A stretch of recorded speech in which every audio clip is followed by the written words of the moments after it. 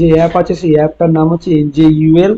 সেই অ্যাপটা আপনারা দেখতে পাচ্ছেন একদম নিচের দিকে আছে এনজেইউএল, এই অ্যাপটা আপনাদের আছে। হ্যাঁ, দেখুন ওই নিচের দিকে লেখা আছে এনজেইউএল। এটাকে আমি একটু সরিয়ে দিচ্ছি, আপনারা তাহলে বুঝতে পারবেন। এই অ্যাপটা হচ্ছে এনজের অ্যাপ, এনজেইউএল অ্যাপ। এটাকে আমি এখানে দিলে থাকবে না, থাকছে না।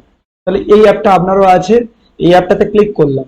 ক্লিক করলে তাহলে কি এনজিওয়েলথ এর অ্যাপটা খুলছে। আপনি নামের উপরে ক্লিক করে পাসওয়ার্ড দিন, এইভাবে আপনি নিজের অ্যাকাউন্টটাকে ওপেন করুন। প্রথমে ওপেন করার পর আপনি যে পয়সাটা দিয়েছেন ওই পয়সাটার ডিপোজিট অ্যামাউন্ট আপনি এখানে দেখতে পাবেন, আর আপনার কারেন্ট ব্যালেন্স এখানে দেখতে পাবেন।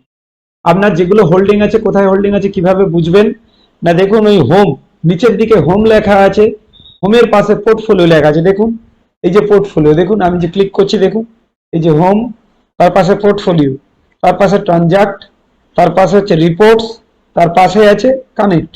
তাহলে এইভাবে একে একে 5টা অপশন আছে। হোম অপশন প্রথমেই বেরোবে, আপনি পোর্টফোলিওতে যাবেন, মানে আপনার কি কি কেনা আছে সেটা দেখার জন্য পোর্টফোলিওর উপরের দিকে দেখুন ওভারভিউ বলে লেখা আছে। ওভারভিউ বলে যে লেখা আছে, ওভারভিউর উপরে ক্লিক করুন। ওভারভিউর উপরে ক্লিক করলে দেখুন এইভাবে আপনার পেজ ওপেন হবে, যেখানে আপনি দেখতে পাবেন যে আপনার টোটাল কত টাকা আপনি দিয়েছেন আর তার অ্যামাউন্ট কত হয়েছে। টোটাল কত দিয়েছেন তার অ্যামাউন্ট কত হয়েছে। এবারে আপনার টাকার মধ্যে কত টাকা ইকুইটি, কত টাকা ডেট বা গোল্ডের মধ্যে আছে, এগুলো এখানে আছে। এগুলো পুরোটাই গোল্ড, বন্ড এবং গোল্ড মিলিয়ে কতটা আছে এবং ইকুইটিতে কতটা আছে দেখতে পাবেন। এবার কোন কোন মিউচুয়াল ফান্ডে রাখা হয়েছে, তাহলে অলের পাশে মিউচুয়াল ফান্ড বলে একটা অপশন আছে, উপরের দিকে দেখুন অলের পাশে মিউচুয়াল ফান্ড বলে একটা অপশন আছে। এই যে অল, তার পাশে মিউচুয়াল ফান্ড, যখনই মিউচুয়াল ফান্ড ক্লিক করলেন সঙ্গে সঙ্গে মিউচুয়াল ফান্ড মানে কোন ফান্ড হাউসের কোন কোন মিউচুয়াল ফান্ডে আছে তাদের নাম কিন্তু লেখা আছে। আপনি দেখুন ডিএসপি ফান্ড হাউসের গোল্ডে আছে, ডিএসপির মাল্টি অ্যাসেট অ্যালোকেশনে আছে, তারপরে দেখুন এইচডিএফসির ব্যালেন্স ফান্ডে আছে, এইচডিএফসি ডিফেন্সে আছে, এইচডিএফসি মাল্টি ক্যাপে আছে। তারপরে দেখুন এই এইচডিএফসি নিফটি 500 50 25 25 আছে, আইসিআইসি পোটেনশিয়াল ফান্ড হাউসের অটো ইন্ডেক্সে আছে, আইসিআইসি ফান্ড হাউসের প্যাসিভ মাল্টি অ্যালোকেশনে আছে, কোটাকের গোল্ডে আছে। কোটাকের গোল্ডে দেখুন কোটাকের ফান্ড, এটা কোটাক গোল্ড ফান্ড। হ্যাঁ, মতিলাল ওসওয়াল মিড ক্যাপ ফান্ডে আছে, নিপনের স্মল ক্যাপে আছে, এসবিআই এনার্জিতে আছে। তাহলে বিভিন্ন ফান্ড হাউসের কোন ফান্ডে দেওয়া আছে সেটা আপনি এখানে নিজেরটা দেখে নিতে পারবেন। যে কোনো একটা ফান্ড, আপনারা এসবিআই কে চেনেন সবাই, তো এসবিআই ব্যাংক যেমন আছে, এসবিআই মিউচুয়াল ফান্ড হাউস আছে। তো আপনি এই যে অ্যারো চিহ্ন আছে নিচের, যেটা এসবিআই এনার্জি অপরচুনিটি ফান্ড আছে, ওই অ্যারো চিহ্নতে যদি ক্লিক করেন বা এই পেজটাকে যদি উপরের দিকে ঠেলে দেন, আপনি এই পেজটা সম্পর্কে আরো অনেক কিছু তথ্য দেখতে পাবেন। এইভাবে নিচে পর্যন্ত অনেক তথ্য দেওয়া আছে। তাহলে একদম উপরে কি দেওয়া আছে, ফান্ডের নাম দেওয়া আছে SBI energy opportunity fund growth.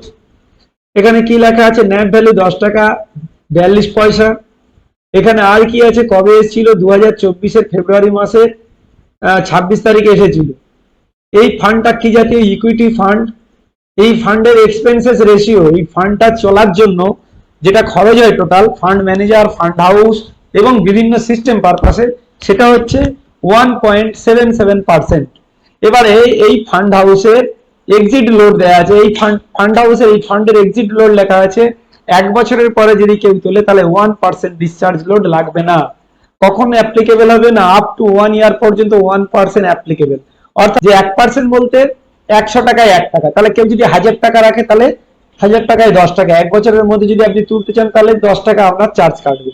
এবার 1000 টাকাটা বেড়ে মনে করুন 1100 টাকা হয়ে গেছে, আপনি 1 বছরের মধ্যে এই ফান্ড থেকে টাকা তুলবেন, তাহলে আপনার কিন্তু এই আপ টু 1% যে এক্সিট লোড আছে, তাহলে কিন্তু 1100 টাকার উপরে 1% মানে 11 টাকা আপনার কিন্তু টোটাল অ্যামাউন্ট থেকে কেটে তবে কিন্তু আপনার টাকা। এবারে ধরুন আপনি 1000 টাকা দিয়েছিলেন, 1 বছরের মধ্যে সেটা কমে 900 হয়ে গেছে, তাহলে কিন্তু আপনার 9 টাকা যখন তুলে নিতে চাইবেন 9 টাকা কিন্তু আপনার কাটা হবে।